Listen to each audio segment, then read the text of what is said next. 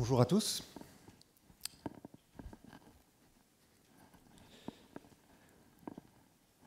Mon DSI, en septembre dernier, est revenu de vacances. Et il a été inspiré.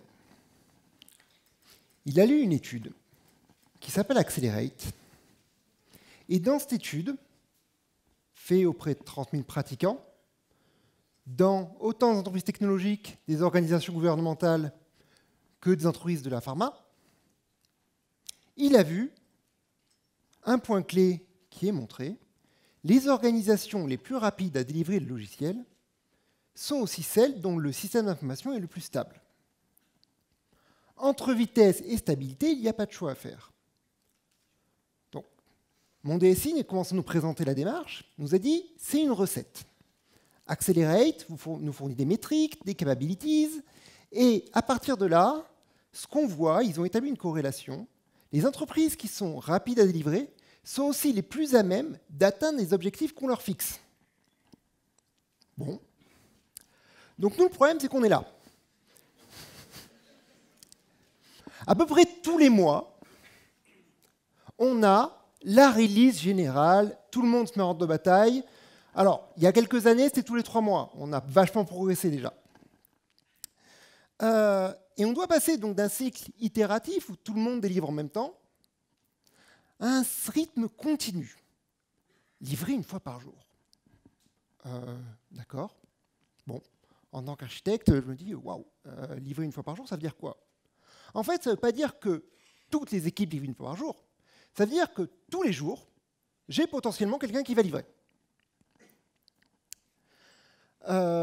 Et les équipes peuvent déclencher leur livraison de manière mécanique, sans avoir un effort de synchronisation trop élevé entre elles. Ça ressemble beaucoup à des concepts qu'on a connus.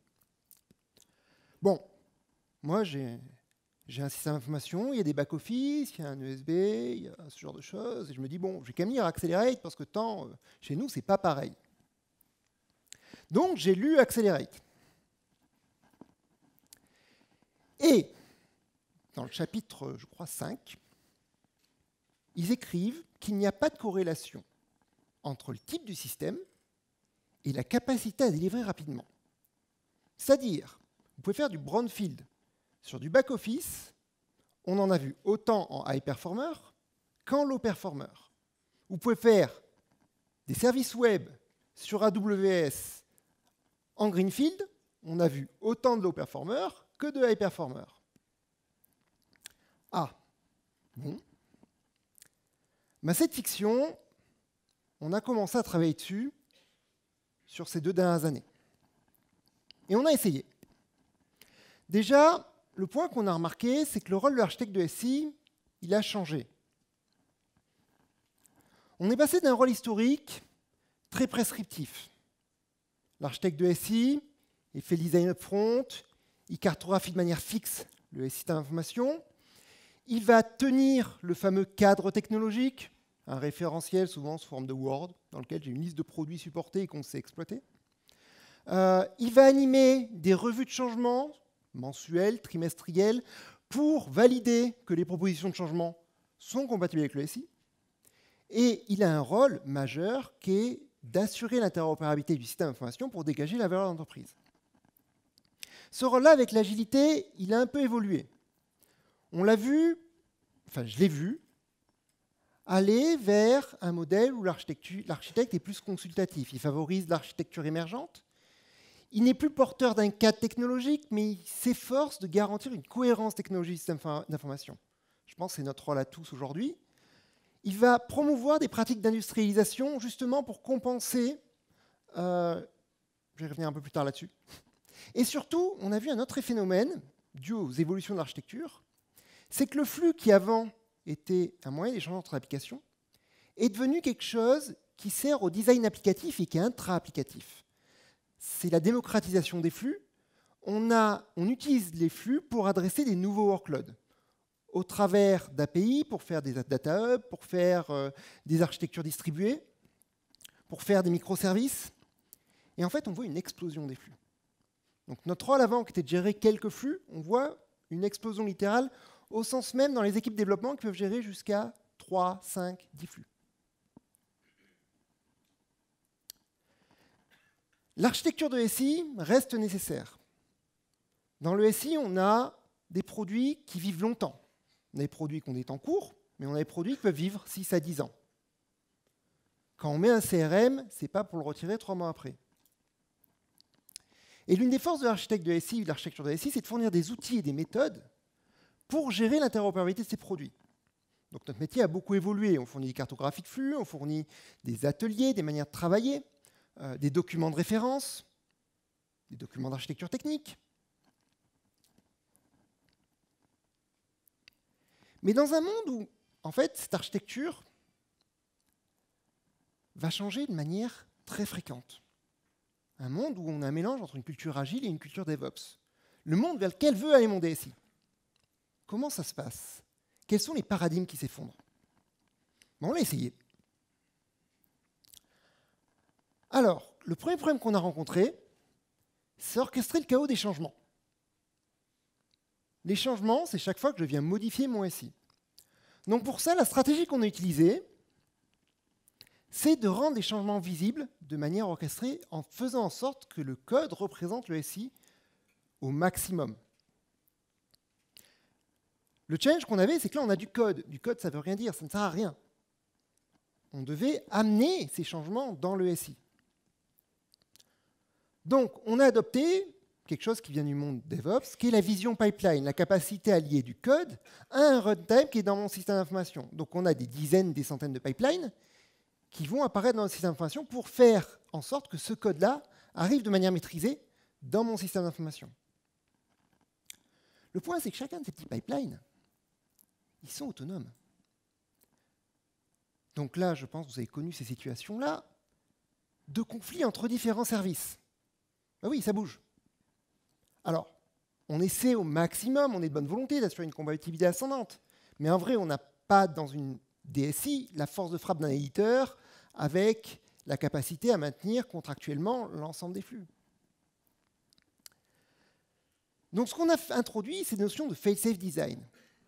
Faire en sorte que quand une défaillance se produise, on la circonscrive au service et le reste du SI ne soit pas impacté. Manière à préserver l'expérience utilisateur ou l'expérience d'usage du service.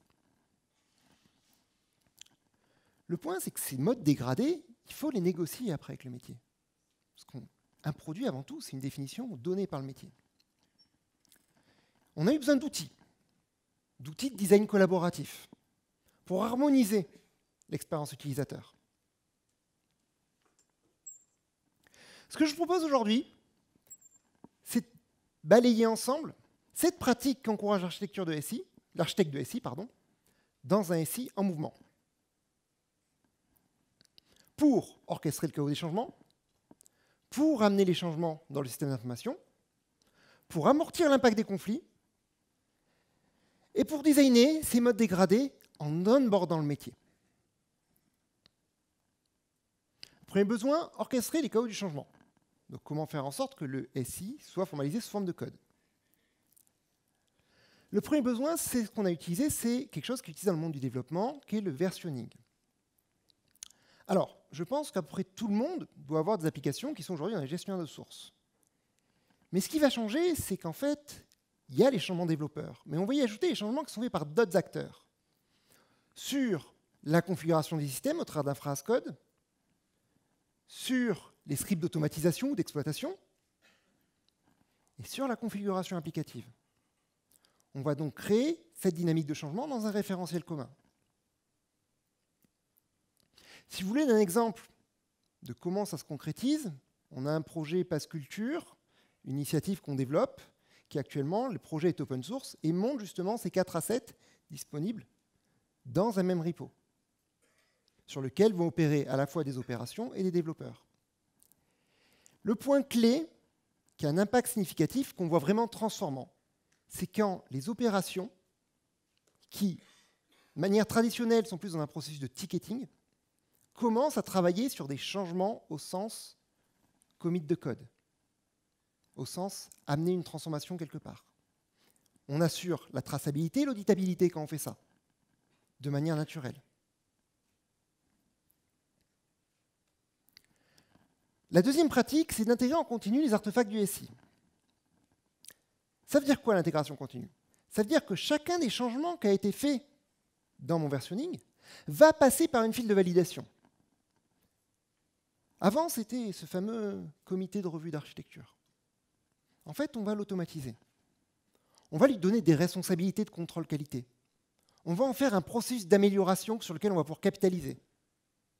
Chaque fois qu'on va voir un changement qui passe et qui n'aurait pas dû, ça arrive à tout le monde. Il y a à peu près 10 ans, Google a blacklisté l'ensemble d'Internet en envoyant une mauvaise variable. Ben, ils l'ont corrigé et ils ont mis en place les barrières pour le bloquer et pour éviter que ça se renouvelle. Des tests automatisés qui vont valider que le produit fait bien ce qu'il annonce et qui vont valider aussi que le code fait bien ce qu'il annonce, qui respecte l'intention de départ pour lequel il était designé. La validation des dépendances, même des analyses de sécurité, comme on verra cet après-midi.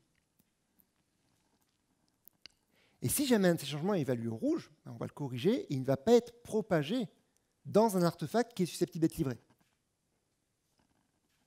Donc ce processus apprenant, c'est là-dessus qu'on va capitaliser. Par contre, il y a un point clé pour la réussite de ce processus apprenant, qu'on a constaté sur le terrain. C'est qu'elle joue son rôle. Ces développeurs et les opérations travaillent dans ce flux de changement. Ils ne travaillent pas trop longtemps en dehors, par exemple en créant des branches longues. Je vais vous raconter une expérience d'un de mes clients récemment qui avait mis en place dans ses équipes ce modèle de déploiement et on a tous vécu les grèves des derniers mois. Les équipes ont commencé à faire du remote. Donc elles sont aménagées des espaces de travail un peu plus grands pour pouvoir être plus autonomes. 3 semaines après, quand ils ont voulu merger, ils se sont rendus compte qu'il leur a fallu 1 semaine pour faire atterrir leurs résultats. Ça leur a rappelé la douleur qu'ils avaient vécue avant de mettre en place l'intégration continue, avant de le faire entrer dans le workflow. Donc depuis, leur réaction, c'est plus jamais ça. Ce n'est pas parce qu'une US n'est pas finie qu'elle ne doit pas être dans le flux de développement et dans le flux des changements. On connaît des stratégies pour faire en sorte que du code soit packagé, mais inactif.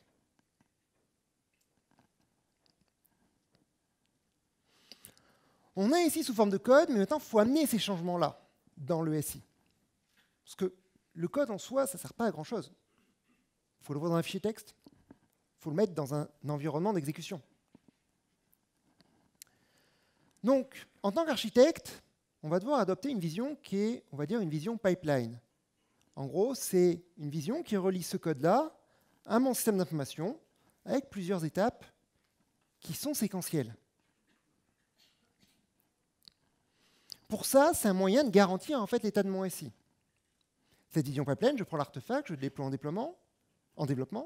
Si en développement ça fonctionne, je déploie en qualification. Si en qualification ça fonctionne, je déploie en pré-production. Si en pré-production ça fonctionne, je déploie en production. Le point, c'est par contre comment je valide en fait que ça fonctionne. Nous, ce qu'on a vu, et ce qu'on a vu marcher, c'est ce qu'on va appeler des assertions over HTTP.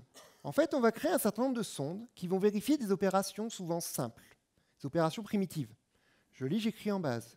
Je fais des opérations que mon système est censé faire, de manière simple, qui dépendent d'éléments externes. Pas du code en lui-même, mais vraiment de composantes qui sont des dépendances. Un service, par exemple. Une base de données. Et je fais des assertions. Ce qui fait qu'au moment de mon processus de déploiement, à chaque fois, je vais appeler, à la fin de mon déploiement, toutes ces sondes. Et je vais avoir un résultat. Si toutes sont vertes, je passe au l'environnement suivant. Ces sondes, elles ont un avantage. Vous l'avez écrit pour la pipeline de continuous delivery, mais vous pouvez l'utiliser pour votre observabilité, pour votre monitoring.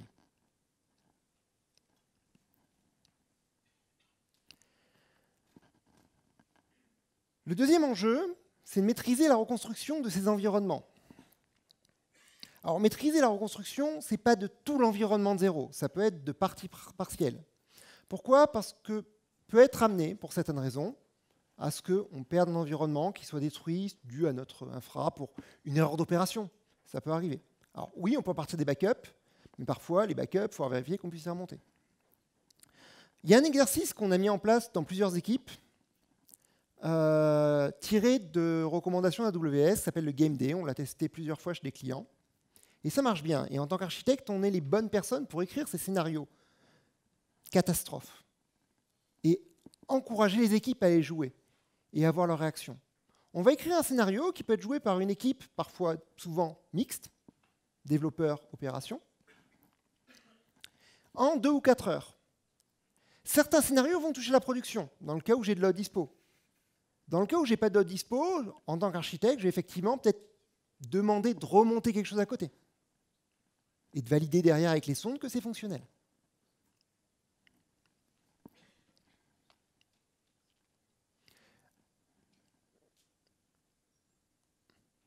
J'ai une vision pipeline qui lit mon code OSI. Donc mes changements arrivent, ils arrivent de manière autonome. Le problème étant que maintenant, ils arrivent de manière chaotique, ces changements dans mon SI. C'est orchestré, ils sont maîtrisés. Le problème, c'est que les déploiements unitaires peuvent rentrer en conflit les uns avec les autres. Et là, on peut avoir une barrière. C'est, en gros, si vos services sont down 2 fois par jour pendant 10 minutes, je pense que vos équipes vont un peu râler. Vos utilisateurs vont surtout râler. Si à un moment, ils doivent faire un virement bancaire et que ce n'est pas disponible, c'est un peu gênant. On va adopter des pratiques de fail-safe design qui limitent en fait l'impact d'une rupture de service. Alors, une rupture de service, ce n'est pas forcément une défaillance. On va en parler un petit peu. La première étape, c'est de diagnostiquer cette rupture de service. Imaginons notre cas avec un service de type tunnel de vente et 3 services. On va considérer que c'est un modèle de communication REST assez simple. Un service qui m'envoie les opérations de livraison, un solver d'adresse et un service qui m'envoie les informations de client collect de mes magasins physiques.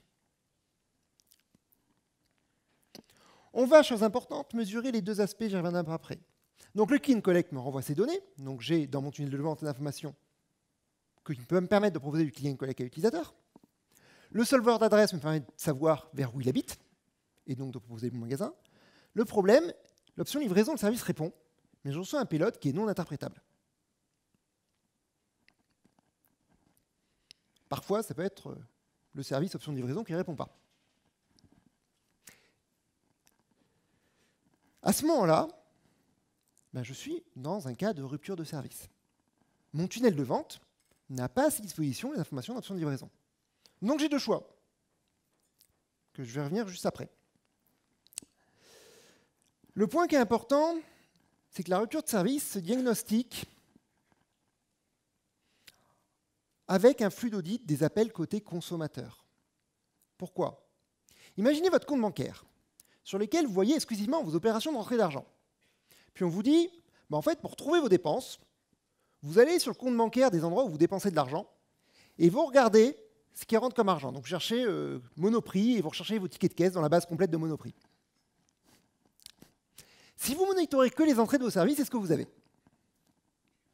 En fait, il faut créer une vue unifiée de son service avec la piste d'audit qu'on connaît, qui est plutôt structurelle, qui sont les logs d'accès.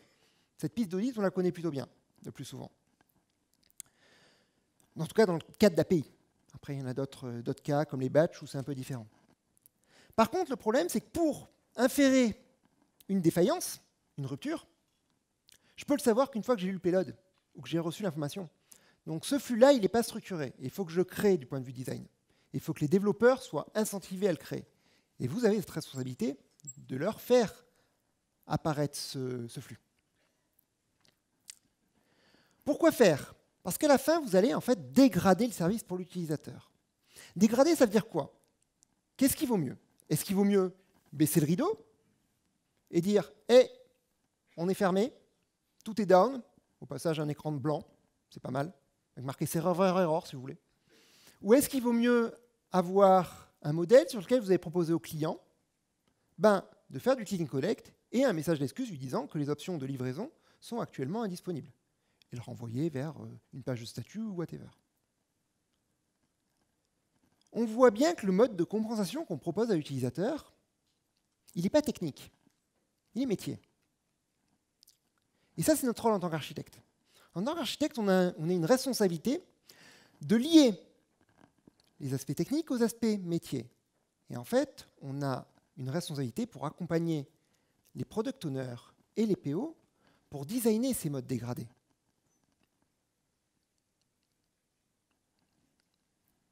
Et c'est ce qu'on va voir juste après, comment le faire.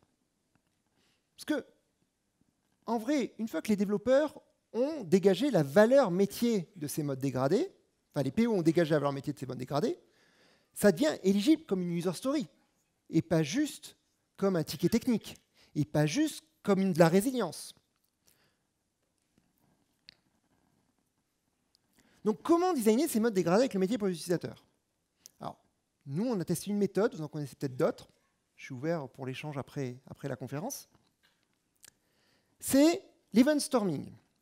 L'event storming, c'est un atelier qui vient du domaine driven design, qui permet de modéliser un flux d'opérations sous forme d'événements métiers.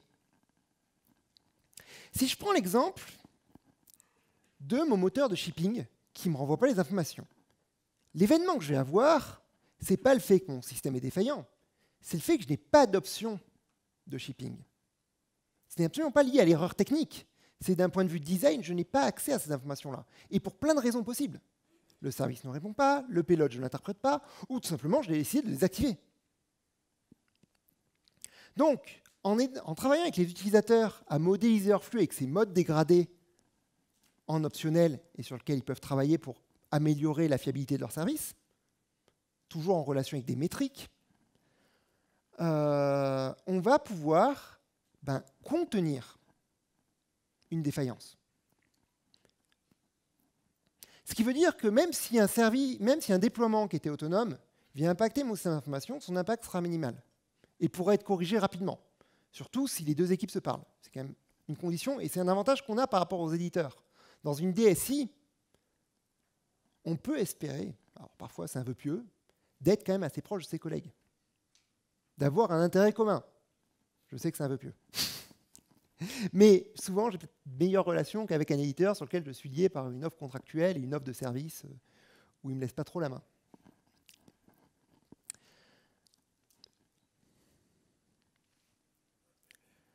Donc, ce design collaboratif, il ne se fait pas juste sur une équipe. Il peut se faire sur plusieurs équipes pour créer une timeline. Et votre rôle d'architecte, c'est un rôle d'animateur. Vous pouvez facilement onboarder les PO, les UX en utilisant ce genre d'outils. Et ramener aussi des gens des équipes de développement. Et ainsi, faire le métier pour lequel on travaille, c'est-à-dire gérer l'interopérabilité des systèmes dans de bonnes conditions.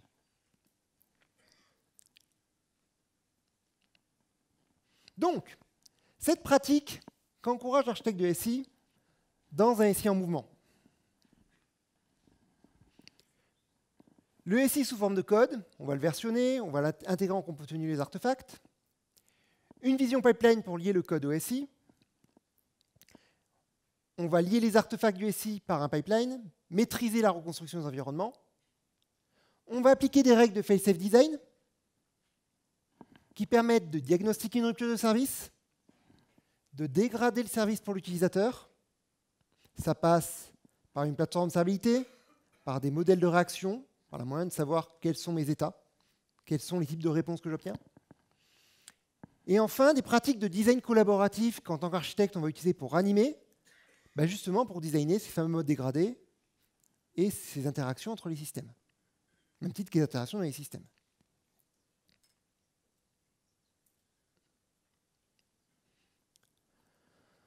Au final, comment un architecte de SI trouve sa place dans une culture agile et DevOps?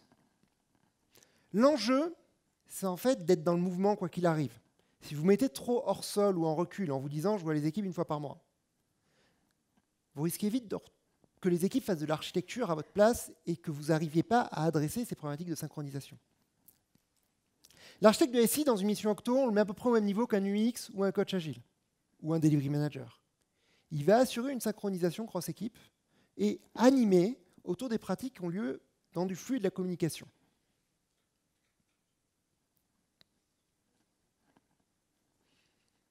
Dans vos organisations, quand vous commencez à avoir des démarches d'accélération, de gain d'autonomie, vous allez travailler effectivement, assurer que ces équipes-là, elles gagnent cette autonomie, elles ne deviennent pas en fait que leur travail ne se dégrade pas et que les défaillances n'entraînent pas des frustrations. C'est extrêmement difficile quand une erreur qui a été produite dans un composant tiers remonte jusqu'à vous, alors que vous êtes une brique de front et que vous ne savez pas quoi en faire.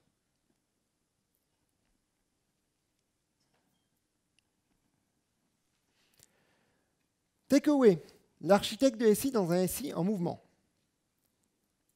Nous, on recommande une posture de coach. On est passé d'un modèle très prescriptif, à l'époque des cycles en V, à un modèle consultatif en mode agile. En mode DevOps, on est plus dans un modèle de coaching. On prend du recul par rapport à l'équipe, on assure qu'elle ait les éléments qu'il faut pour avancer, pour réfléchir. On essaie de lui trouver les contraintes dont elle a besoin. On va encourager la vitesse de déploiement par l'industrialisation. La vitesse de déploiement tout seul, ça ne marche pas. Il faut des pratiques autour de ça. Il faut assurer le contrôle qualité qui soit associé. En tant qu'architecte, on a la capacité à aider justement à créer ces pipelines qui sont une partie du flux de l'entreprise.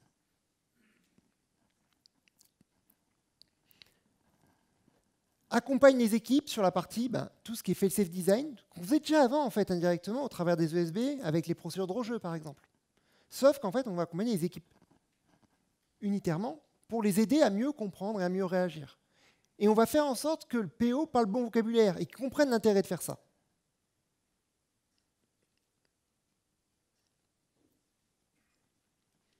Donc, il y a beaucoup d'autres postures qu'on peut adopter dans un modèle d'accélération, dans un modèle qui mélange de l'agile et du DevOps. Je vous en ai proposé 3, et je vous propose d'échanger s'il y en a qui veulent en parler plus longuement à la pause de midi. Merci beaucoup.